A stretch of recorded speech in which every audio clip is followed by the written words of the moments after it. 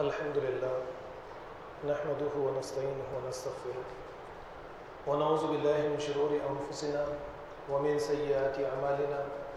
من يهده الله فلا مضل له ومن يضلل فلا هادي له وأشهد أن لا إله إلا الله وحده لا شريك له وأشهد أن محمدا عبده ورسوله أرسله بالحق بشيرا ونذيرا يا أيها الذين آمنوا اتقوا الله حق تقاته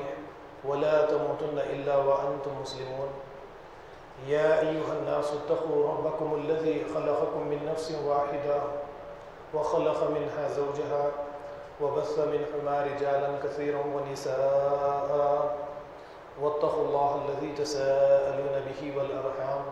إن الله كان عليكم رقيبا يا أيها الذين آمنوا اتقوا الله وقولوا قولا سديدا يصلح لكم أعمالكم ويغفر لكم ذنوبكم ومن يطيع الله ورسوله فقد فاز فوزا عظيما أما بعد فإن خير الحديث كتاب الله وخير الهدي هدي محمد صلى الله عليه وسلم وشر الأمور محدثاتها وكل محدثة بدعة وكل بدعة ضلالة وكل ضلالة في النار قال الله تعالى في القرآن المجيد فإذا قرأت القرآن فاستعذ بالله من الشيطان الرجيم أعوذ بالله السميع العليم من الشيطان الرجيم بسم الله الرحمن الرحيم إن عدة الشهور عند الله 12 شهرا في كتاب الله يوم خلق السماوات والأرض منها 4 حرم ذلك الدين القيم فلا تظلموا فيهن أنفسكم معزز حاضرین مسجد، پچھلے خطبہ جمعہ کے موقع پر میں نے آپ حضرات کے سامنے ہندوستان کی آزادی میں علماء دین کا اور مسلمانوں کا کیا کردار رہا ہے اسے موضوع بنا کر بہت سارے واقعات مسلمانوں کے اور علماء دین کے میں نے آپ حضرات کے سامنے پیش کرنے کی کوشش کی، اور 1757 کی جنگ پلاسی سے لے کر 1857 بہادر شاہ ظفر یعنی تک میں نے لا کر آپ لوگوں کو یہ بتانے کی کوشش کی تھی کہ جتنی قربانیاں تھیں یہ تمام کی تمام قربانیاں مسلمانوں ہی کی قربانیاں تھیں۔ اس کے بعد میں دارالعلوم دیوبند کی بنیاد رکھنا، اور پھر اس کے بعد سے 1947 تک بھی اگر آپ دیکھیں گے تو مسلمانوں نے ہی اس ملک کو آزاد کرنے کے لیے اپنی جان مال ہر چیز کی قربانیاں دی ہے۔ ان واقعات کو میں نے پچھلے خطبہ جمعہ کے موقع پر آپ حضرات کے سامنے پیش کرنے کی کوشش کی ہے، اور آج کے اس عظیم دن کے بارے میں آپ اچھی طرح سے جانتے ہیں کہ یوم عاشورہ کا دن ہے، اور اس دن نبی کریم صلی اللہ علیہ وسلم کی سنت کی شکل میں ہمیں جو چیز ملتی ہے آپ اس سے اچھی طرح سے واقف ہے۔ 9 تاریخ یا 10 تاریخ کا روزہ رکھنا، 10 تاریخ یا 11 تاریخ کا، یعنی 2 دن کے یہودیوں کی مخالفت کرتے ہوئے یہودی ایک دن 10 تاریخ کا روزہ رکھتے ہیں، مسلمانوں کو اللہ کے نبی نے فرمایا 9 10 یا 10 11 2 دن ایک روزے کا تم اضافہ کر کے یہودیوں کی مخالفت کرتے ہوئے تم روزہ رکھو۔ یہی چیز نبی کریم صلی اللہ علیہ وسلم کی سنت سے ہمیں ملتی ہے۔ واقعہ تو آپ اچھی طرح سے جانتے ہیں، کئی مرتبہ آپ کے سامنے رکھ دیا گیا۔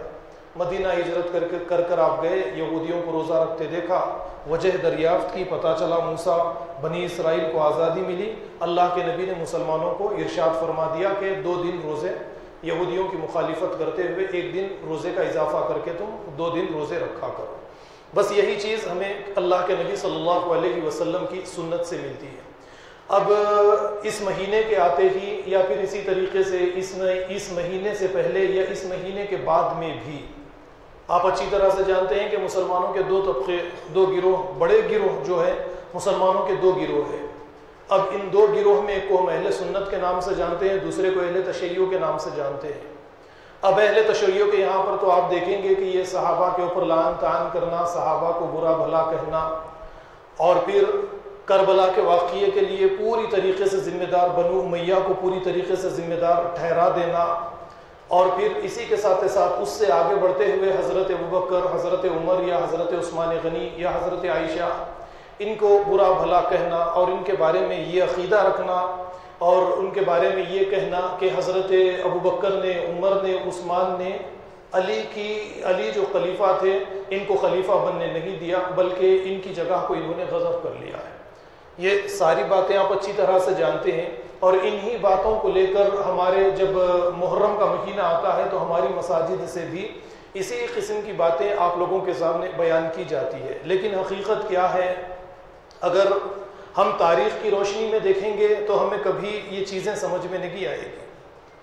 تاریخ کو اگر ہم قرآن کی روشنی میں لیں گے کہ قرآن کیا کہتا ہے اور تاریخ ہمیں کیا بتاتی ہے، قرآن کی روشنی سے اس کو ہم دیکھنے کی کوشش کریں گے تو کچھ اور ہی باتیں ہمیں سمجھ میں آتی ہے۔ اس سے پہلے بھی میں نے آپ کے سامنے 2 خطبہ جمعہ کے موقع پر بہت ساری باتیں میں نے آپ حضرات کے سامنے رکھی تھی کہ جیسے جنگ جمل کے موقع پر حضرت عائشہ کو اور حضرت علی کو ایک دوسرے کے مد مقابل لا کر کھڑا کر دیا گیا اور حضرت عائشہ کو حضرت علی سے لڑا دیا گیا، ساس اور داماد کے اندر لڑائی کروائی گئی اور یہ بتایا گیا کہ دونوں ایک دوسرے کے دشمن تھے، اور کہیں پر صحابہ کو جنگ صفین کے نام سے لا کر ایک میدان میں کھڑا کر دیا گیا اور ہزاروں کے صحابہ کو ایک دوسرے سے قتل کروا دیا گیا، شہید کروا دیا گیا، اور یہ کہا کہ دیکھو صحابہ ایک دوسرے کے دشمن ہیں، صحابہ نے ایک دوسرے کی گردنیں ماری ہیں۔ اس کے لیے میں نے سورہ حجرات کی آیت رکھی تھی، پہلے آپ کے سامنے بات رکھ دی کہ تاریخ کو بھی ہم قرآن کی روشنی سے دیکھیں گے تو ہمیں سمجھ میں آئے گا کہ قرآن کیا کہتا ہے اور تاریخ ہمیں کیا بتاتی ہے۔ جنگ صفین میں 70,000 صحابہ مارے گئے، صحابہ نے ایک دوسرے کی گردنیں ایک دوسرے کی مار دی۔ اس کے لیے اگر آپ سورہ مائدہ کی، میں جب کبھی بھی ایک بیان آپ کے سامنے قتل ایک عظیم جرم کے عنوان سے جب کبھی بھی میں آپ کے سامنے بیان رکھتا تھا تو اس موقع پر سورہ مائدہ کی ایک آیت میں آپ کے سامنے رکھتا تھا، انہ من قتل نفسا بغیر نفس او فساد فی الارض فکأنما قتل الناس جمیعا، کہ جس کسی انسان نے کسی دوسرے انسان کو ناحق کے قتل کر دیا، اس کا جرم کوئی نہیں تھا، تو گویا کہ اس نے ساری دنیا کے انسانوں کا قتل کر دیا۔ اب آپ ذرا غور کیجئے کہ قرآن یہ کہتا ہے کہ ایک انسان کسی معصوم انسان کا اگر قتل کر دے تو اس نے ساری دنیا کی انسانیت کا قتل کر دیا۔ اللہ کی کتاب کی آیات صحابہ کرام کے سامنے موجود ہے اور کئی حفاظ جنگ صفین کے اندر، جنگ جمل کے اندر موجود ہے جنہوں نے قرآن کریم کو حفظ کیا ہوا ہے، قرآن کریم کے حافظ موجود ہیں، اور وہ عربی زبان ہماری طرح صرف عربی زبان میں پڑھتے اور اس کے معنی، مطلب اور مفہوم کو نہیں جانتے، ایسی بات بھی نہیں ہے۔ یہ قرآن کے حافظ تھے تو قرآن کی ساری آیات ان کو یاد تھی اور یہ اس کے اوپر عمل پیرا تھے۔ اس کے باوجود جب قرآن یہ کہتا ہے کہ جس نے کسی ایک انسان کو قتل کر دیا اس نے ساری دنیا کے انسانوں کو قتل کر دیا، کیا یہ صحابہ جنگ صفین کے موقع پر آپس میں ایک دوسرے پر تلوار اٹھاتے، تیر اٹھاتے اور آپس میں ایک دوسرے کو قتل کرتے؟ کیا قرآن کریم جس بات کی گواہی دے رہا ہے یا قرآن کریم جس عظیم جرم سے منع کر رہا ہے، اسی جرم کے مرتکب کیا صحابہ ہو سکتے ہیں؟ یہ میں آپ کے سامنے سب سے پہلا سوال اٹھاؤں گا۔ اس کے لیے میں کچھ باتیں آپ کے سامنے پہلے اور بھی میں آپ کے سامنے باتیں آگے بڑھانے کی کوشش کروں گا، لیکن دیکھنے میں یہ آتا ہے کہ مسجد میں لوگ وقت پر نہیں آتے، اس لیے بعض باتوں کو روک کر رکھنا پڑتا ہے کہ جب تعداد مسجد کے اندر بڑھ جائے تو اس موقع پر بعض باتوں کو پیش کیا جائے تاکہ لوگوں کو کچھ باتیں سمجھ میں آئے۔ لیکن ہوتا ایسا ہے، بعض باتیں اول وقت میں رکھی جانی چاہیے، بعض باتوں کو بیچ میں رکھنا چاہیے، بعض باتوں کو آخر میں رکھنا چاہیے، لیکن پوری ترتیب الٹ ہو جاتی ہے۔ اس کی وجہ سے لوگوں کی تعداد کو دیکھنے کے بعد میں پوری ترتیب بعض اوقات میں خطبے کی ہم الٹنا پڑتا ہے، اس کی وجہ سے بعض باتیں سمجھ میں صحیح طریقے سے نہیں آتی ہے۔ تو دیکھیے اس واقعے کو کہ یزید کے دور خلافت میں حضرت حسین کی شہادت ہوئی اور اس کا پورا ذمہ دار یزید ہے، اس کے پورے ذمہ دار معاویہ ہے، اس کے پورے ذمہ دار ایک قبیلہ بنو امیہ اس کا پورا ذمہ دار ہے۔ ان تمام باتوں کو سمجھنے کے لیے آپ کو پہلے وہاں پر اس کی جڑ کی طرف تو آپ کو جانا پڑے گا، جہاں پر جانے کی کوشش ہم ہرگز نہیں کرتے۔ جب اس کی جڑ پر ہم پہنچیں گے، اس کی بنیاد پر ہم پہنچیں گے تو کچھ باتیں ہمیں سمجھ میں آئیں گی کہ اس کی وجہ کیا ہے، یہ لڑائی جھگڑے ہوئے یا نہیں ہوئے، حضرت حسین کی شہادت کا اصل ذمہ دار اس کا ہے کون، یہ باتیں ہمیں سمجھ میں آئے گی۔ تو چلیے میں آپ لوگوں کو سب سے پہلے جتنے علماء دین،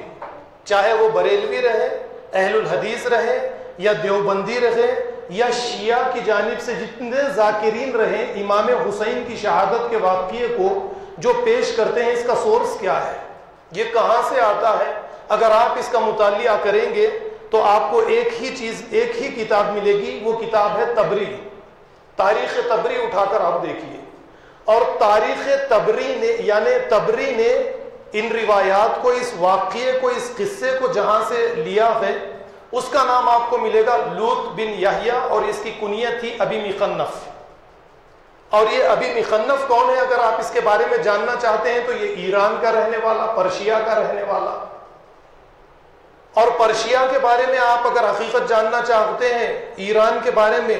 حضرت عمر بن خطاب کے دور خلافت میں آپ نے ایران کو توڑ دیا اور ایران کو فتح کر لیا.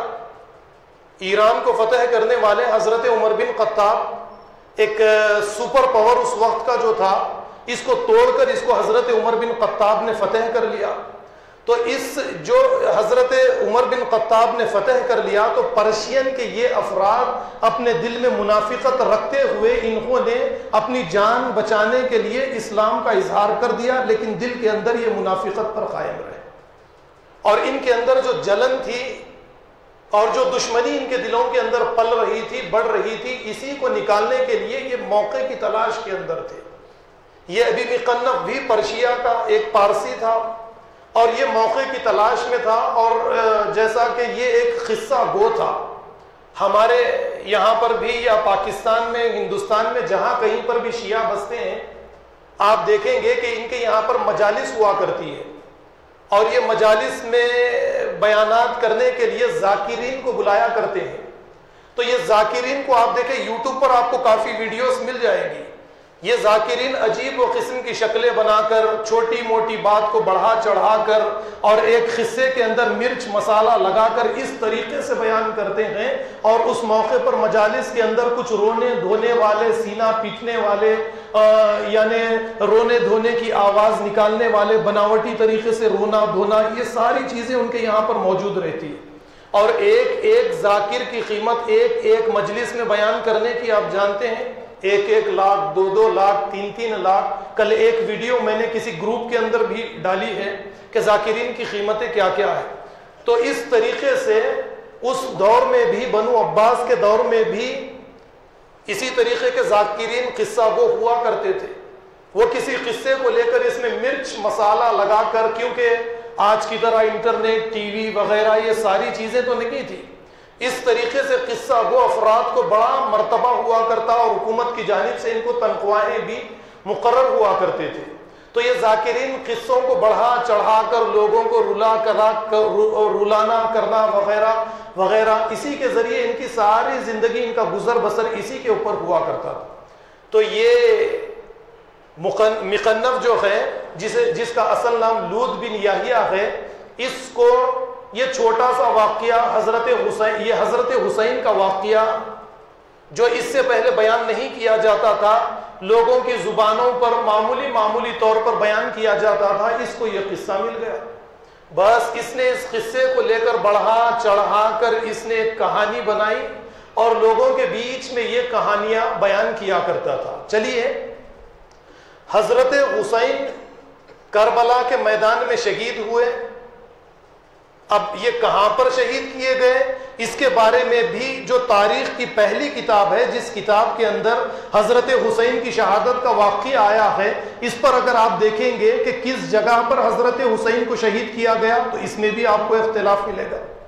تاریخ تبری میں اگر آپ دیکھیں گے تو ایک مقام تو یہ بتایا گیا کہ کربلا کے میدان میں حضرت حسین کو بے دردی کے ساتھ شہید کیا گیا. پھر اسی تاریخ تبری کے اندر یہ بتایا گیا مقام نینوا کے اوپر حضرت امام حسین کو شہید کیا گیا. 2 جگہ اسی تبری کتاب کے اندر، تاریخ تبری میں آپ کو 2 جگہ ملے گی. ایک نینوا کا مقام بتایا گیا جو کربلا سے 500 کلومیٹر دور عراقی کے اندر موجود ہے، ایک کربلا بتایا گیا. پھر اسی طریقے سے تاریخ پر اگر آپ دیکھیں گے، ٹائمنگ پر اگر آپ نظر ڈالیں گے تو تبری میں یہ بتایا گیا کہ 10 محرم کے دن آپ کو شہید کیا گیا، محرم کے مہینے میں آپ کو شہید کیا گیا. پھر اسی کتاب میں اسی جگہ پر یہ بتایا گیا کہ سفر کے مہینے میں آپ کو شہید کیا گیا۔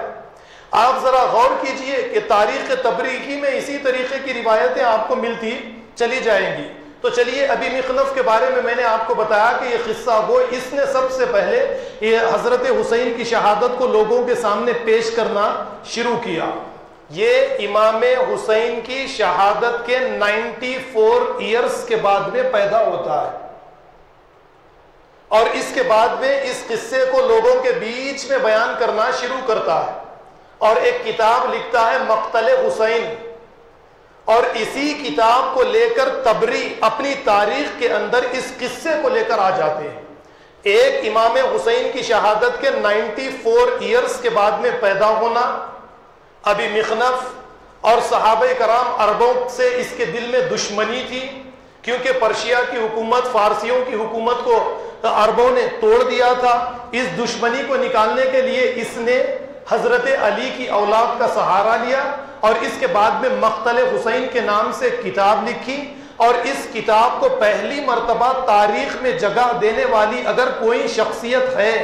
تو یہ طبری ہے، اور طبری پیدا ہوتے ہیں ابن مقنف کے انتقال کے 65 ایئرز کے بعد میں۔ اب آپ ذرا غور کیجئے کہاں تک ان روایات پر ہم اعتبار کریں گے۔ ایک پیدا ہوتا ہے 94 ایئرز کے بعد میں حضرت حسین کے، وہ ایک کتاب لکھتا ہے، قصے بناتا ہے، اور طبری پیدا ہوتے ہیں 65 یا 64 ایئرز کے بعد میں، اور اس کے بعد میں اپنی تاریخ کے اندر ابن مقنف کی یہی روایات اس کتاب کو لے کر یہ حضرت امام حسین کے واقعے کو لکھتے لکھتے چلے جاتے ہیں۔ اب اس کے بعد میں جتنے یعنی تاریخ لکھنے والے یا ہمارے علماء، چاہے وہ اہل الحدیث رہے، اہل سنہ والجماعہ رہے، اہل تشیع یعنی شیعہ رہے، وہ سب کے سب طبری کے یہاں پر جاتے ہیں، روایتوں کو اٹھا کر لاتے ہیں، اور لوگوں کے بیچ میں بار بار بیان کر کے یہ قصے کو یعنی اس شہادت کو پیش کرنے کی کوشش کرتے ہیں کہ دیکھو اس طریقے سے یہ واقعات ہوتے چلے گئے۔ قرآن کریم کی میں نے سورہ توبہ کی ایک آیت آپ کے سامنے تلاوت کی ہے، دیکھیے۔ ایک تو آیت میں نے آپ کے سامنے پہلے رکھ دی، اس آیت کو آپ کے سامنے رکھنا ہے کہ جنگ صفین، جنگ جمل میں، ایک جنگ میں 70,000 صحابہ، دوسری جنگ میں 10,000 صحابہ، آپس میں ایک دوسرے کو انہوں نے قتل کر لیا۔ میں نے آیت آپ کے سامنے رکھی، جو کوئی ایک انسان کا قتل کرے اس نے ساری دنیا کے انسانوں کو قتل کر دیا، یہ سورہ مائدہ کی آیت ہے۔ اب آپ اس کے بارے میں فیصلہ کر لیں۔ ایک دوسری آیت میں آپ کے سامنے رکھوں گا، اس کے بعد میں بات کو آگے بڑھاؤں گا۔ اللہ تعالیٰ قرآن کریم میں فرماتے ہیں محمد الرسول اللہ والذین معہ اشداء علی الکفار رحماء بینہم۔ محمد اللہ کے رسول ہے، اور محمد صلی اللہ علیہ وسلم کے ساتھی یعنی صحابہ کفار پر بڑے سخت ہے، اور آپس میں ایک دوسرے سے بے انتہا محبت کرنے والے ہیں۔ یہ قرآن صحابہ کرام کے بارے میں شہادت دیتا ہے کہ صحابہ آپس میں ایک دوسرے سے بے انتہا محبت کرنے والے۔ اب ان صحابہ کو آپس میں ایک دوسرے سے لڑا دینا، یہاں تک کہ روایات کے اندر یہ پیش کر دینا کہ حضرت ابوبکر صدیق، حضرت عمر، حضرت فاطمہ کے گھر پر آگ لے کر چلے گئے آپ کے مکان کو جلانے کے لیے، اور وہ فدق کا قصہ بھی آپ جانتے ہوں گے کہ آپ کا باغ حضرت فاطمہ کا آپ سے چھین لیا گیا، اور پھر یہ بھی بیان کیا جاتا ہے کہ آپ کو جو مہنے واری بیت المال سے جو دیا جاتا تھا، حضرت ابوبکر نے اور عمر نے حضرت فاطمہ کا روک دیا، حضرت علی کو زنجیروں کے اندر باندھ کر مسجد نبوی لے کر آئے، حضرت عثمان حضرت عمر کی خلافت کو تسلیم کرنے کے لیے اللہ کے نبی نے حضرت عائشہ کے حجرے کی طرف اشارہ کر کے یہ بتایا کہ اس حجرے سے فتنے نکلیں گے۔ کیا اللہ کے نبی صلی اللہ علیہ وسلم اس طریقے کی باتیں کر سکتے ہیں؟ کیا صحابہ اس طریقے کا عمل ایک دوسرے کے خلاف کر سکتے ہیں؟ قرآن کریم کہتا ہے وَيُؤْثِرُونَ عَلَىٰ أَنفُسِهِمْ وَلَوْ كَانَ بِهِمْ خَصَاصَةٌ، یہ خود بھوکے رہنے کے باوجود، محتاج رہنے کے باوجود، یہ صحابہ آپس میں ایک دوسرے کی مدد کرتے ہیں، خود بھوکے رہ کر آپس میں ایک دوسرے کو کھلاتے ہیں، یا پھر کہیں پر یہ کہتا ہے والسابقون الاولون من المہاجرین والانصار والذین اتبعوہم باحسان رضی اللہ عنہم ورضوا عنہ، کہ سبقت کرنے والے مہاجرین میں سے اور انصار میں سے اور اچھے طریقے سے ان کی اتباع، بعد میں ان کی اتباع کرنے والے، ان سب سے اللہ رب العالمین راضی ہوئے اور اللہ ان سے راضی ہوا۔ آپ ذرا غور کیجئے کہ اس کے اندر معاویہ ہے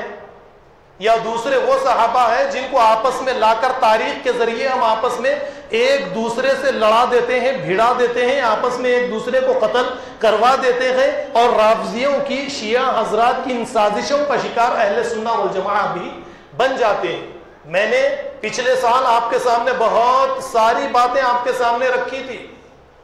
یہ ثابت کرنے کی کوشش کی تھی کہ یہ قوم آگ کی پجاری ہے،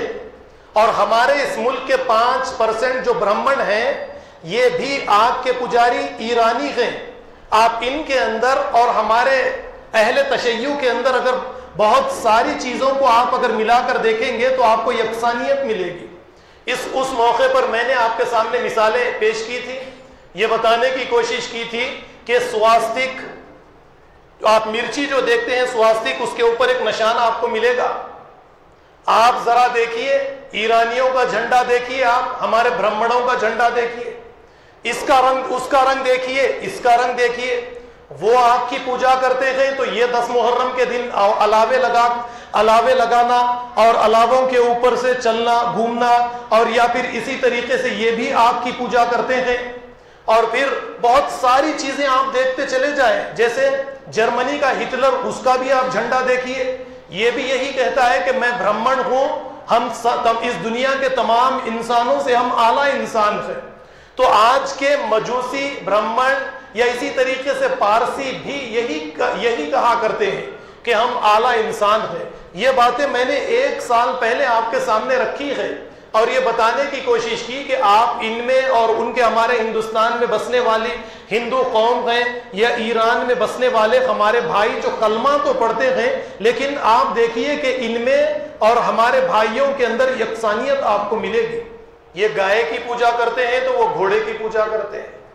اور اس کے باوجود ہم مسلمان اہل سنہ والجماعہ یہ نہیں جانتے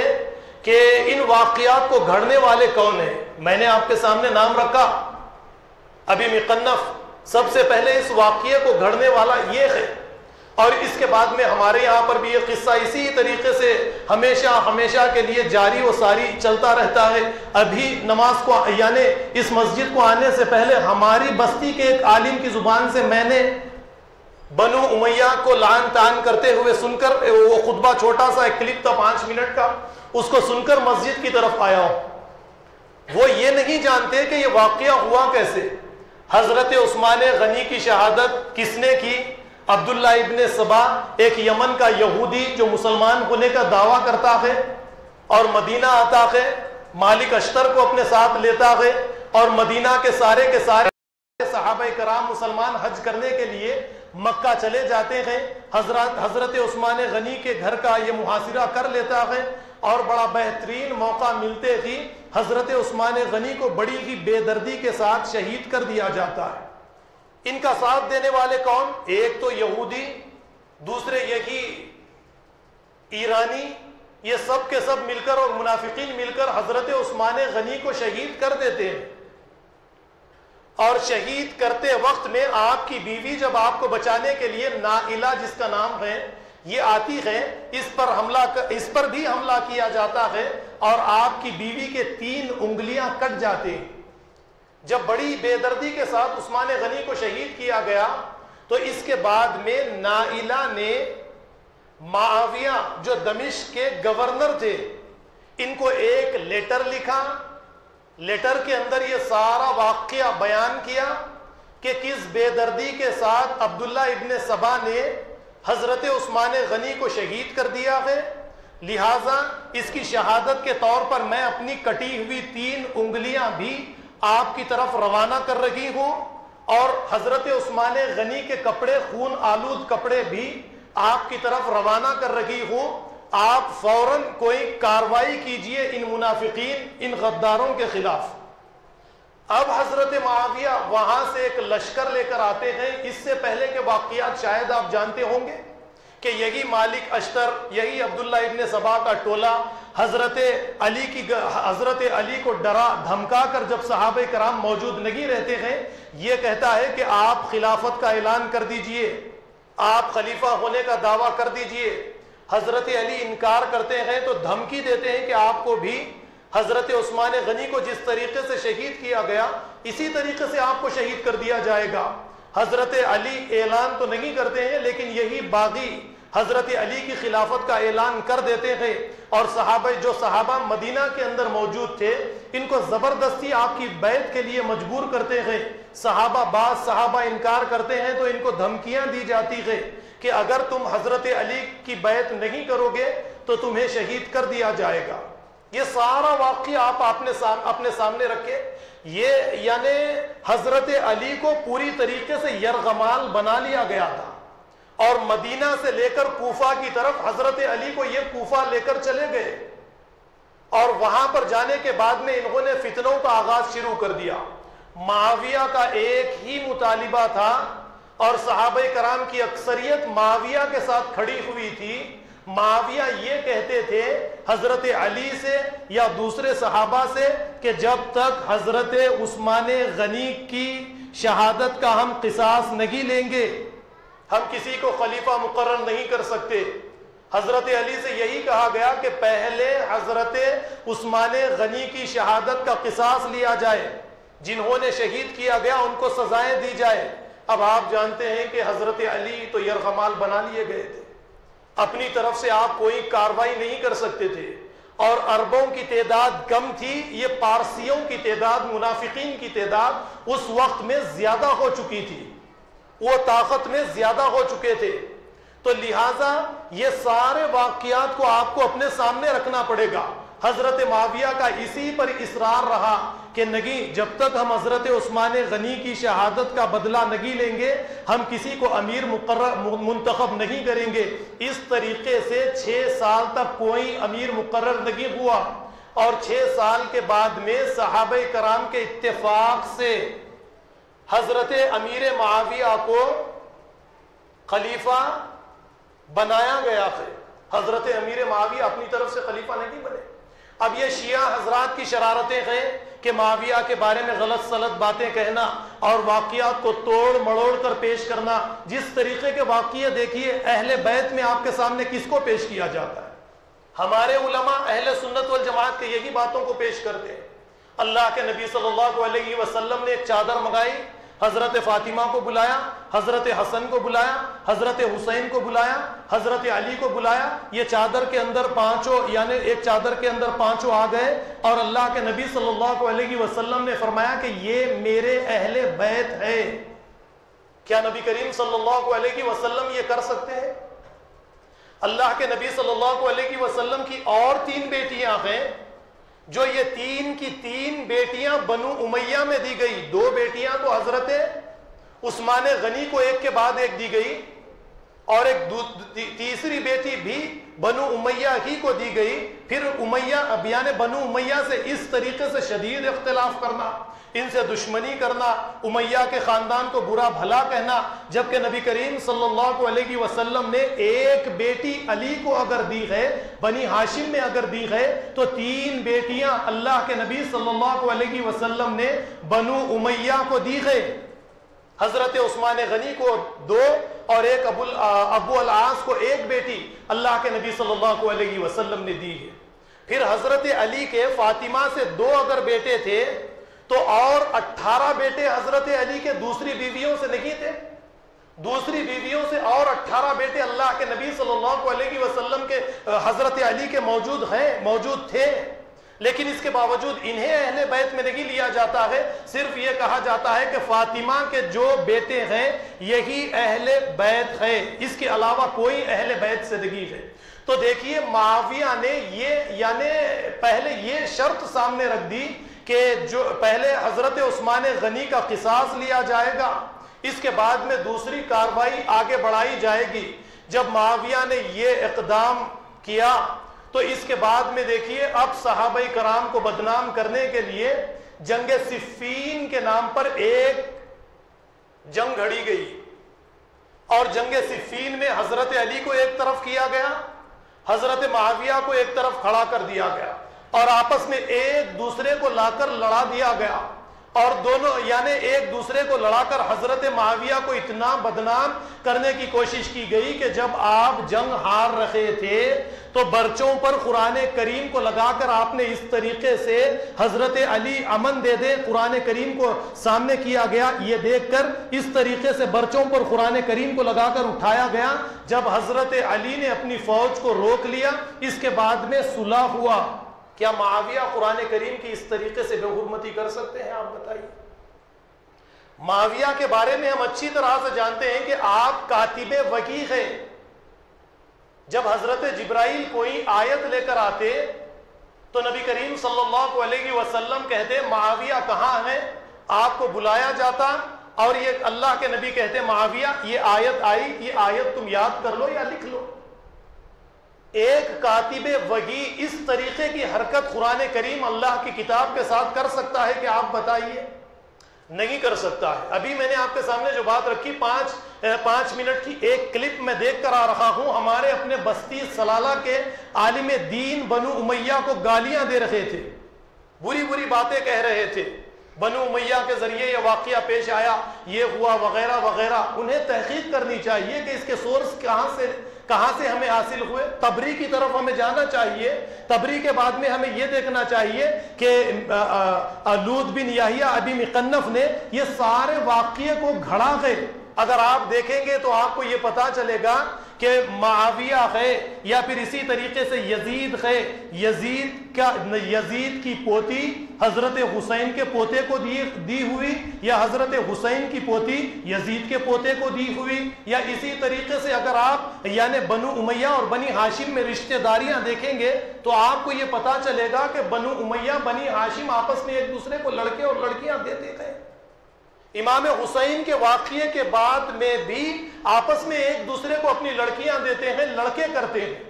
اگر اتنی سخت اور شدید مخالفت ہے، اتنی دشمنی ہے یزید کے دنیا سے جانے کے بعد یا حسین کے دنیا سے جانے کے بعد میں، یہ آپس میں ایک دوسرے سے رشتہ داریاں کس طریقے سے قائم رکھ سکتے ہیں؟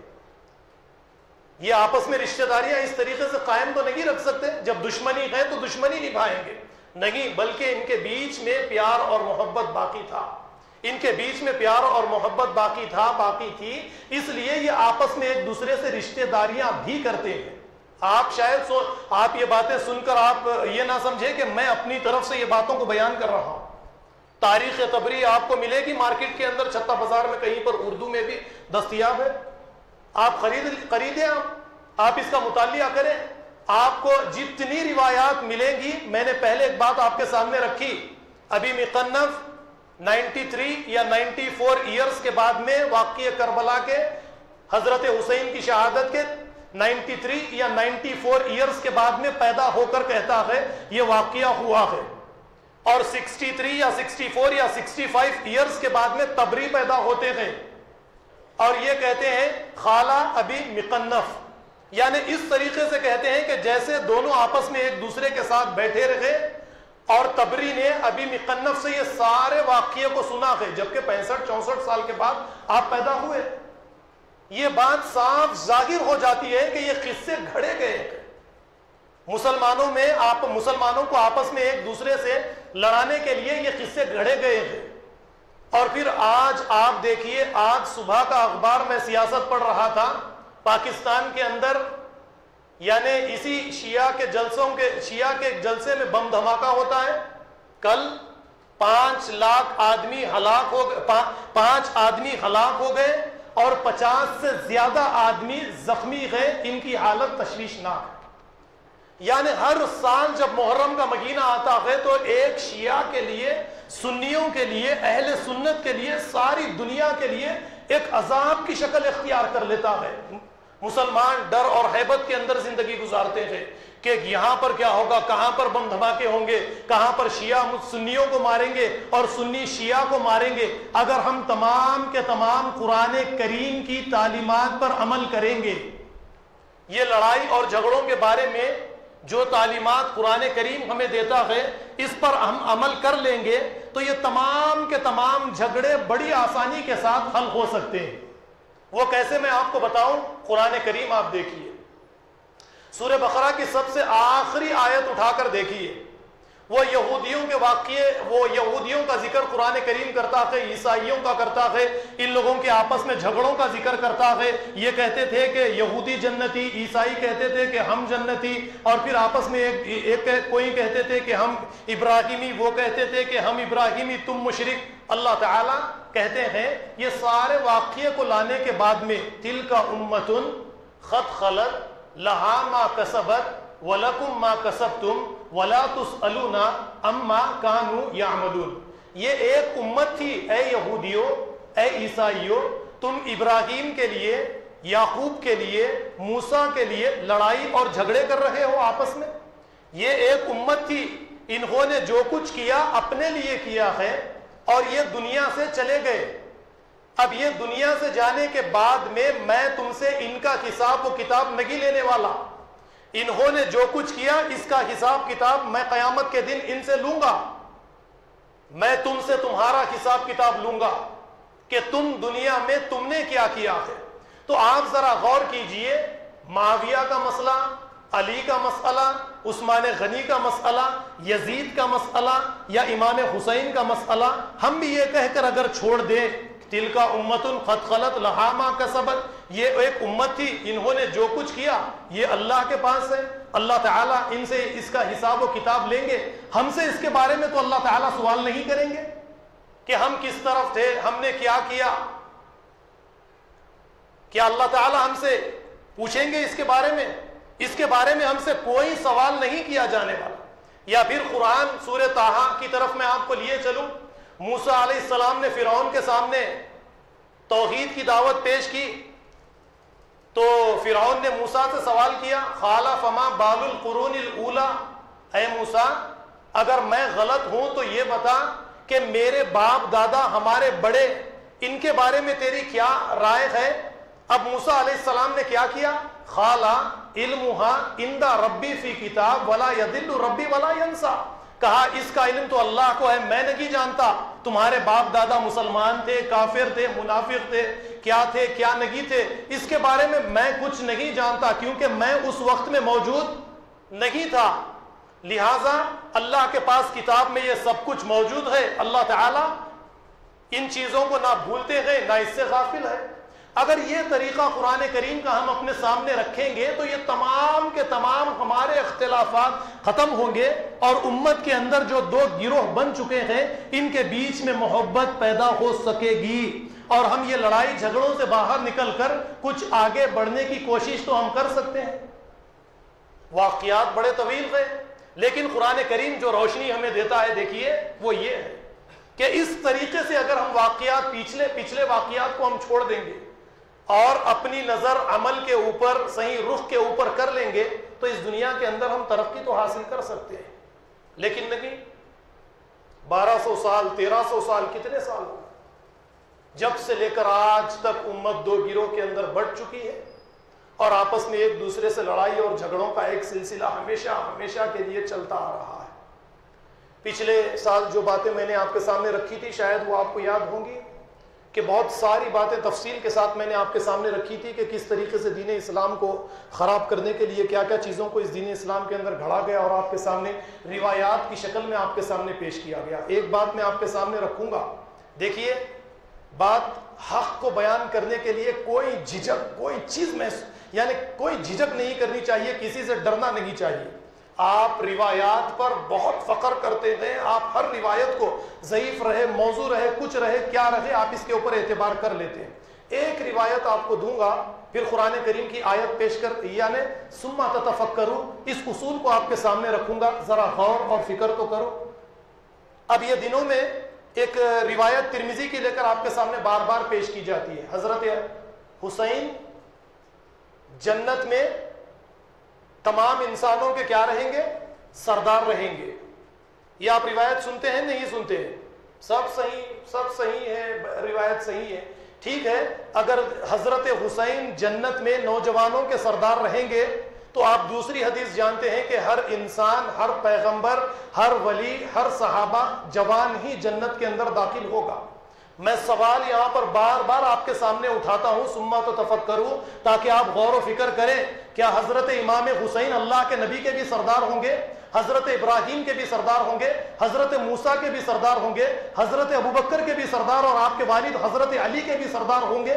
حضرت فاطمہ عورتوں کی سردار ہوں گی، کیا حضرت سارہ کے، حضرت حاجرہ کے، حضرت عائشہ کے، یا اسی طریقے سے حضرت خدیجۃ الکبریٰ کے یا فرعون کی بیوی آسیہ کی بھی آپ سردار ہوں گی؟ ہم کس طریقے سے ان روایات کے اوپر عمل کریں گے؟ ان روایات کو ہم مانتے چلے جائیں گے، قرآن کریم کی روشنی میں رکھیں، پرکھیں، دیکھنے کی کوشش کریں۔ درایت کا ایک اصول ہے، یہ اصول کیوں بیان نہیں کیا جاتا ہے؟ میں بار بار یہ سوال اٹھاتا ہوں کہ وہ باتیں جو قرآن سے ٹکراتی ہیں، درایت کا اصول کہتا ہے کہ ان باتوں کو نہیں مانا جائے۔ یہ اصول محدثین ہی نے بنایا ہے۔ جیسے حدیث آپ کو ملتی ہے، خیر بیان نہیں کروں گا کیونکہ لڑکے یہاں پر بہت زیادہ چھوٹے چھوٹے لڑکے آتے ہیں، اس لیے یہ باتوں کو میں بیان نہیں کر سکتا۔ اپنی بات کو یہیں پر ختم کرتے ہوئے ایک ضروری اعلان آپ کے سامنے آپ کے سامنے رکھنا ہے کہ ہماری اس مسجد کے مصلی شیخ محمد باوزیر صاحب کا آج دل کا آپریشن ہے۔ ہم اللہ سے دعا کرتے ہیں کہ اللہ تعالیٰ آپ کو صحت عاجلہ کاملہ عطا فرمائے، آمین۔ ایک دوسرا اعلان یہ ہے کہ کشمیر سے ہماری اس مسجد میں ایک نوجوان تشریف لائے ہیں مدرسے اور مسجد کے سلسلے میں۔ آپ لوگوں سے میری یہ گزارش ہے کہ جاتے وقت میں دل کھول کر آپ کا تعاون کرے۔ وآخر الدعوانا ان الحمد للہ رب العالمین۔